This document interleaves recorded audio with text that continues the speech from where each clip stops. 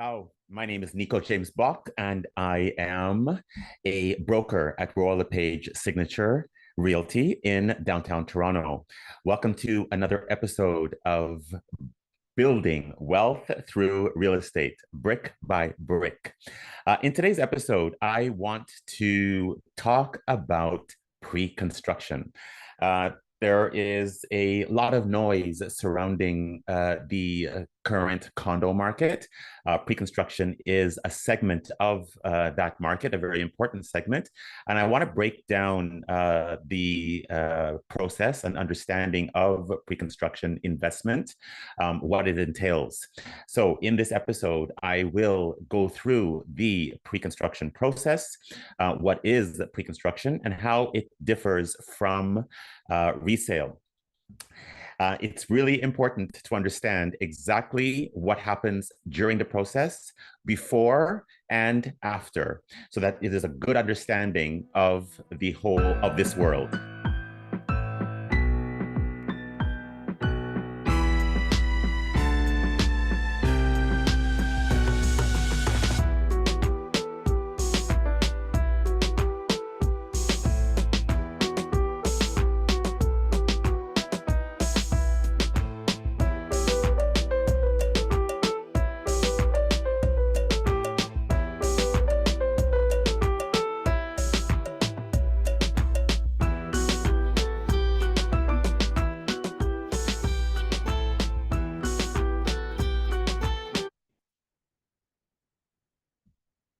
What is pre-construction?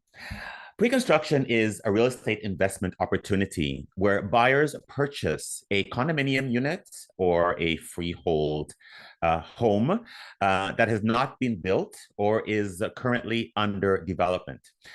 Purchasers sign an agreement of purchase and sale with the vendor. The vendor in this case is the builder.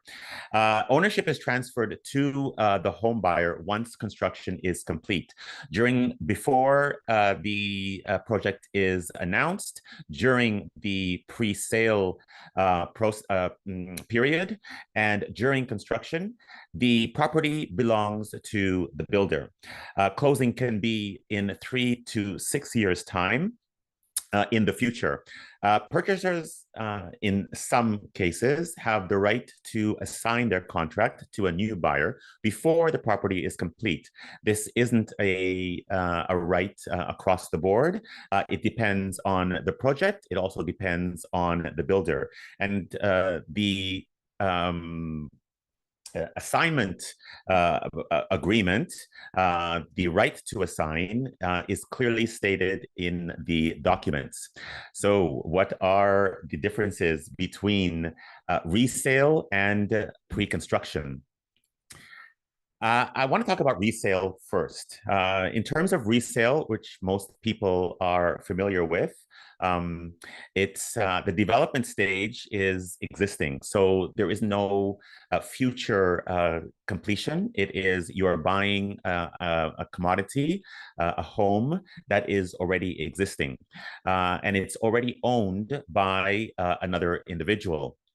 Ownership is transferred directly from the current owner. There's no customization. You are buying the home in an as-is condition based on the decisions that the current owner has made. And the market value is known. You do your research in terms of recent sales in the area of a similar commodity, a similar home, and you know what the price is in the current market. As well, in resale transaction, you know that the possession is relatively quick. So, if not immediate, it's in within on average 30 to 75 days, typically for a resale purchase. With pre-construction, which is a completely different animal, the development stage can be quite lengthy. So depending on when you stumble upon a pre-construction project, it could be in the early stages when the developer makes an announcement, or even before when you see a sign on a property saying that there is a new development coming at this address. Ownership transfer is only at final closing.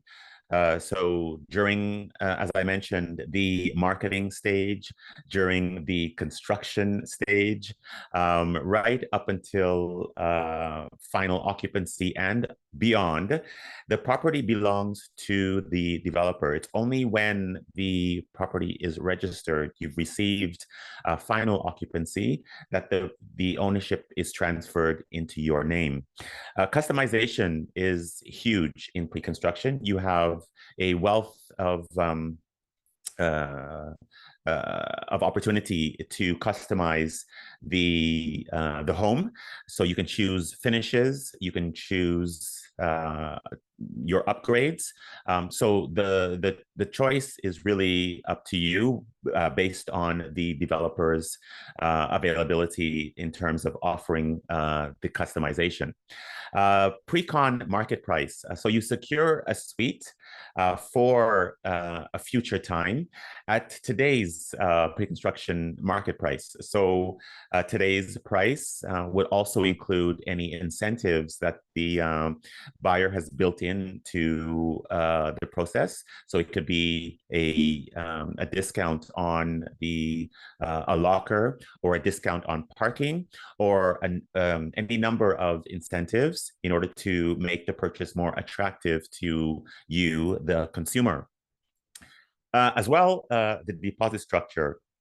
In pre-construction, the deposit is an initial deposit, usually $10,000 on signing, and then you are required to provide post-dated checks that can be 24 to 36 months in the future. So it's a scattered, and that really is your down payment. It's a scattered a down payment or deposit, which gives you time to accumulate funds. So that's one of the reasons why pre-construction is so attractive, in particular to investors and to first-time home buyers.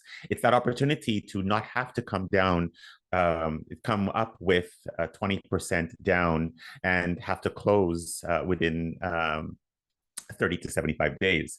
It's far into the future, so you do have time.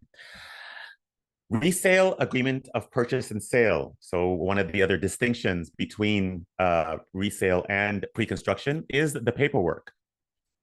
In a resale transaction, the agreement of purchase and sale is typically 7 to 9 pages, depending upon the complexity of the transaction. Typically, we can see a standard agreement of purchase and sale with a page or two of schedules, Schedule A, B, or perhaps C, and then a document that's called the confirmation of cooperation, which is an acknowledgement of the real estate agencies and realtors involved in a transaction. With pre-construction, the agreement of purchase and sale is a lengthy document. Sometimes it could be upwards of 50 to 75 pages. So that is the main distinction, the paperwork. It's written by the vendor's lawyer. It provides for a tentative closing date, so not a firm closing date, as in the agreement of purchase and sale for a resale transaction. And the lawyer reviews the agreement of purchase and sale before the firm date. This is providing a 10-day cooling off period. This is only in the condominium world, the condominium sector. There's currently legislation on the books to provide the same 10-day cooling off period for new freehold properties, but that hasn't been finalized as yet. But in terms of a condominium, there is that 10-day cooling off period, which is unique, and it gives an opportunity for the buyer to do his or her due diligence and provide the agreement of purchase and sale for the lawyer review, which is crucial. Let's talk about the market outlook, because one of the factors that influences a person's decision to go with pre-construction is what's happening in the market. So how is the market doing?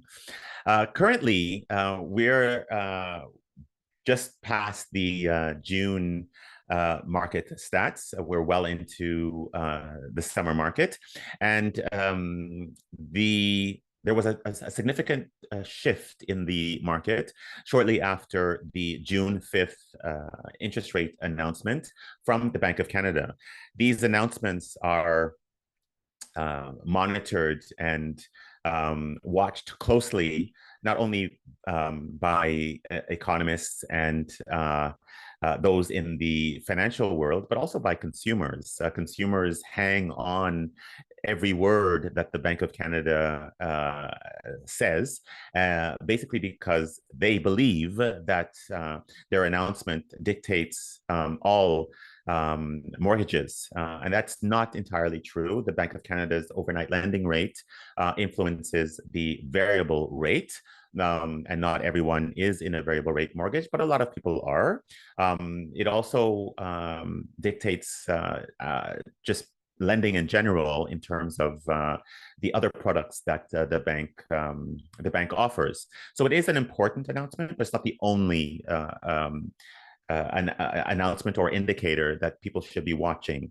The 5-year bond yield rate is equally as important because it determines what the fixed mortgage rates will be.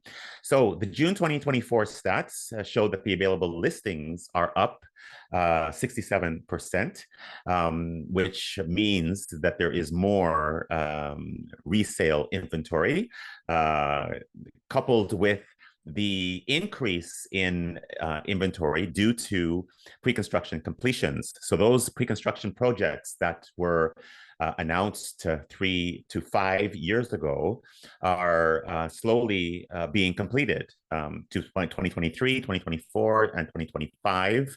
And that is bringing more product into the marketplace, increasing the inventory of condominiums.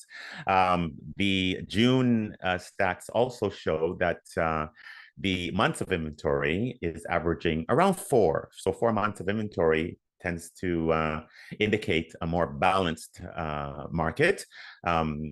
So that is important to know simply because in terms of the current climate, where demand is actually low because of the relatively high interest rate environment that we find ourselves in, the demand is quite low. So their buyers are still sitting on the fence. And even after the last interest rate reduction announcement by the Bank of Canada on June 5th, even after that announcement, which was it's a significant turning point, it wasn't enough to bring a lot of those buyers off the fence. So fewer buyers equals lower demand. Job losses in June is also an important indicator. They're up.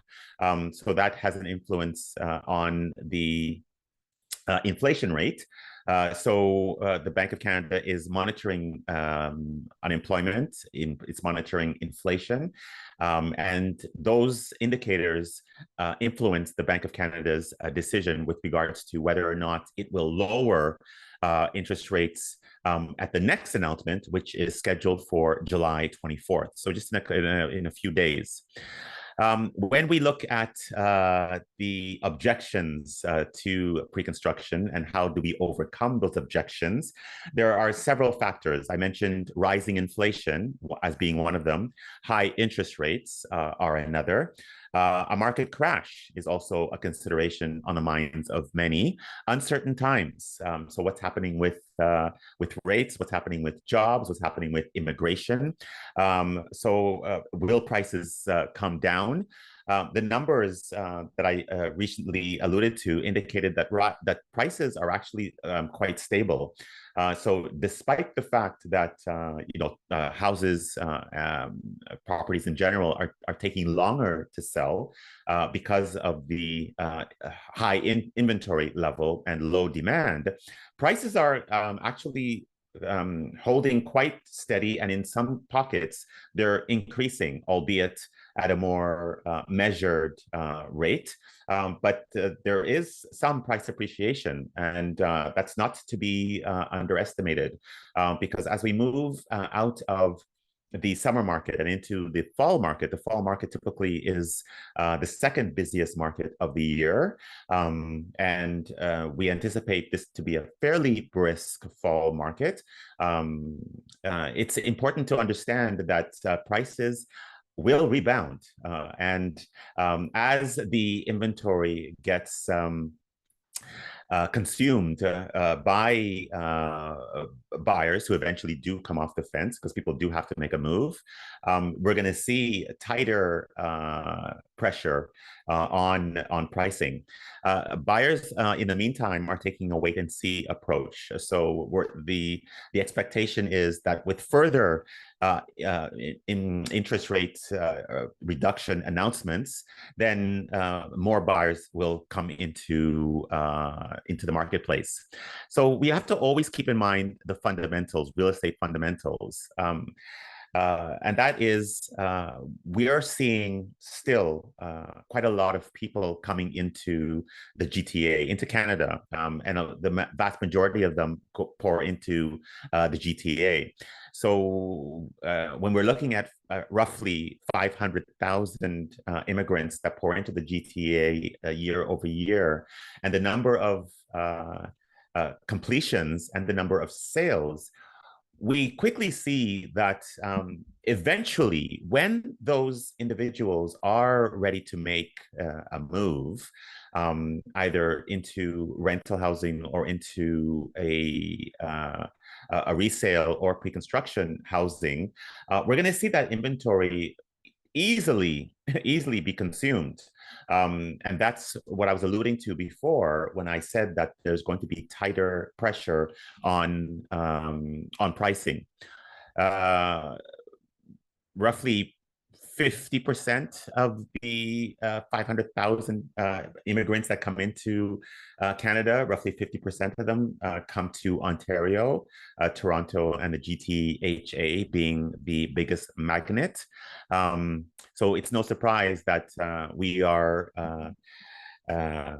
do have in Ontario one of the most robust and resilient markets in the country. Supply and demand is easily to see how it plays out. We're currently experiencing an oversupply. Investors are leaving the market because simply the high interest rate environment that we find ourselves in. Investors simply can't afford to hold on to some of their investments, some of their properties, even with a tenant firmly established in there. A lot of investors are seeing mortgage renewals in the last 6 months during 2024 and into 2025.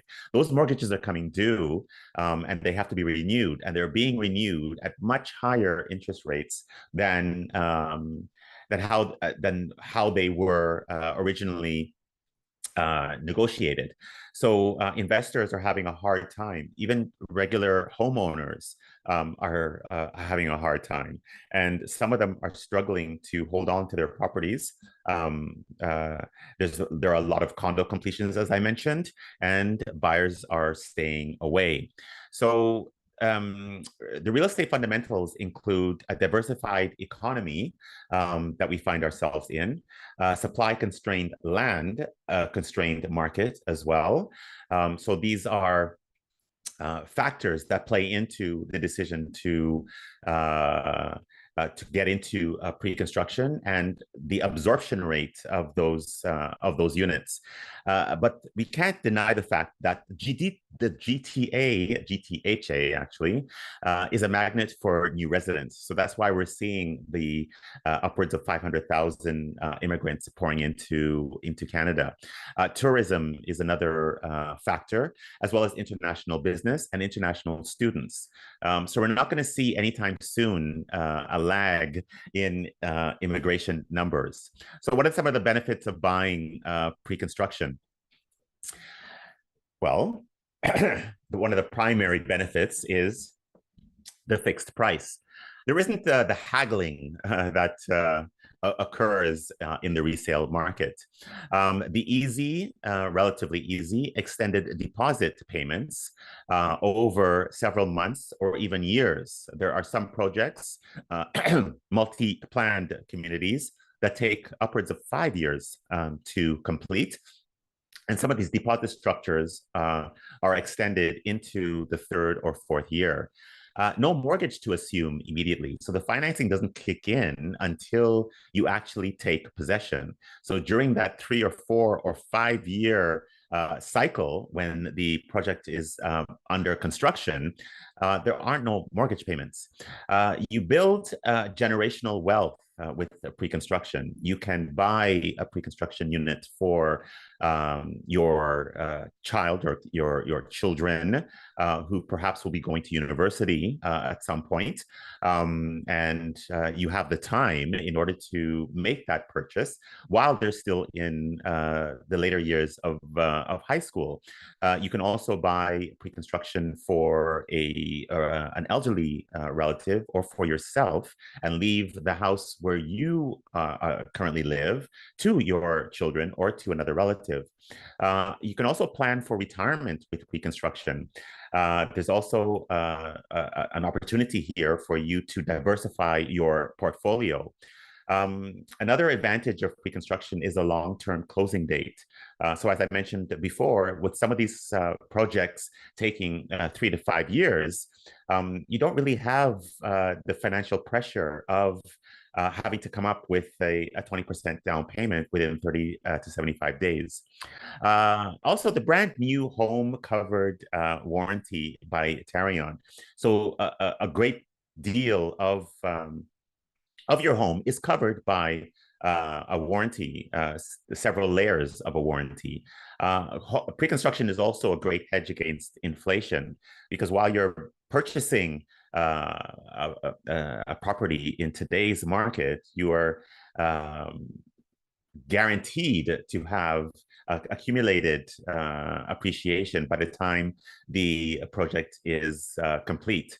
There's an assignment opportunity, although I like to downplay that option simply because it's not an option that, number one, is for all projects and all consumers, and number two, there are significant drawbacks to assignment. However, it's important to know that the opportunity exists. And finally, in terms of the advantages of pre-construction, there are no bidding wars. So a lot of consumers are entering into bidding wars, not so much now in this market, but they will return. And in some pockets, they are already present. In the pre-construction world, that doesn't exist. So let's talk quickly just about the pre-construction process. So it starts with understanding your buying capacity. That's actually quite key. What are your finances like? Then you contact a realtor. It's important to contact a realtor and have them involved in the purchase simply because they are acting on your behalf. If you go directly to a builder, for example, or a builder's representative as a consumer, you're dealing with a representative that is acting on the builder or vendor's behalf, not yours.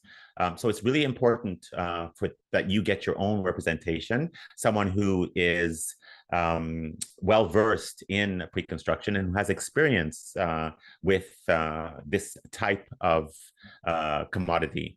You select a project and a suite.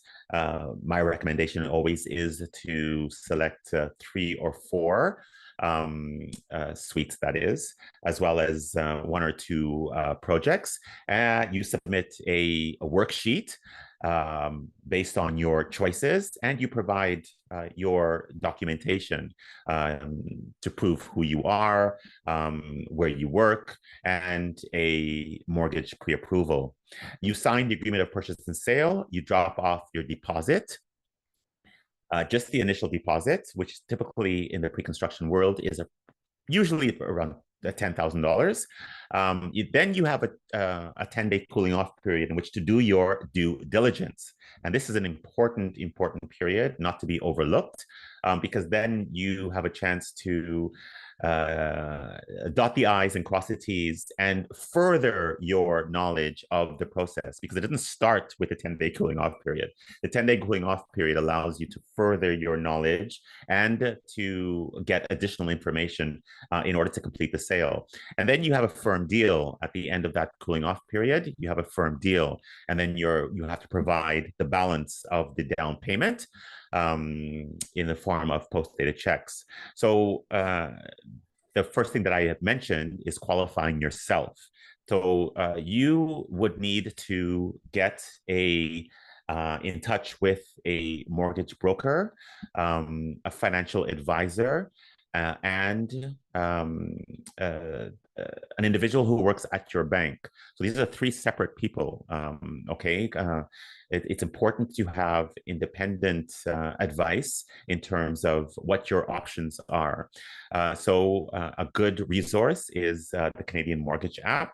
I and many realtors have their branded mortgage app that we provide to our clients, and it's a fantastic tool. You can do your own pre-qualification. You can fiddle around with different scenarios in terms of down payment, in terms of different mortgage rates, as well as calculate closing costs. Closing costs are an important component of any transaction, not just pre-construction, but also in resale. And the mortgage app provides you with several calculators, including land transfer tax, which is also an important consideration. Next is after qualifying yourself, you really need to look at locations. So location. It's quite important. You should choose AAA locations, those that provide the amenities, major institutions, employment nodes. Transit is also crucial, as well as if they provide unique opportunities. So it's important to do research and not fixate on just one location, like the location, for example, where you live, but several locations. You should take in consideration several locations. Think outside the box, because there are opportunities exist everywhere. So you really have to take a hard look at those places. Then an extremely important component is evaluating the developer. The developer actually is the first consideration when considering a pre-construction project. So once you've qualified yourself, you've selected locations, you then look to the developer. It's not the individual unit that's important. It's the developer behind the project. So what have they sold? How fast do they build? What's their reputation like? Do they have any canceled projects? What have they built? And who is the partnership team? So all of these components are extremely, extremely important. When we talk about cancellations, there was a recent post, TikTok post. An individual posted a video entitled "Don't Buy Pre-Construction" because he was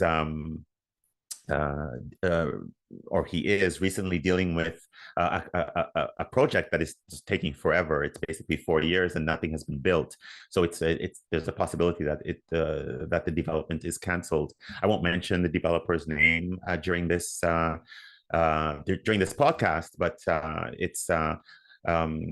it is a serious consideration, and instead of just blanketly stating don't buy a pre-construction, he should look into what was his process, what did he do during this process, and who was on his team when considering that particular project and that particular developer. So that's an important, a very, very important consideration. So project selection involves a location, the developer, and as well a market analysis. In terms of project selection, what are the financial projections for the project, and does it meet your investment goals and objectives? Evaluating potential risks is also very, very important. The truth about pre-construction is the more it costs to build, the higher the price. So a new benchmark price is set with each new project. Pre-con is a long-term gain. So what you want to do is you want to get into, ideally, a master planned community, by a reputable developer, or even a single building with a lot of units that will perhaps be almost equal to a master plan community, simply because it is better to have a longer closing date. You can also check out boutique buildings, which have a shorter closing date depending on the construction cycle, because they too can take between 3 and 4 years to complete. But again, I stress the importance of the actual builder. So you must review the agreement of purchase and sale with the pre-construction lawyer in the 10-day cooling off period. There's no running away from closing costs, which you can easily calculate with the numbers provided to you and using your mortgage calculator and your team. Clearly, the proper planning is key. That is all I have for pre-construction. Once again, it's important to consider all of the factors involved in the pre-construction process and to have your team ready when it comes time to making that decision. Okay, my name is Nico James-Bock. My contact information is in the notes, and you can reach out to me through my various social channels. That's all I have for now, and I will be in touch when the next Bank of Canada announcement is revealed. I'm also doing a seminar which talks about the whole process and what's going on in the market. Ciao, ciao.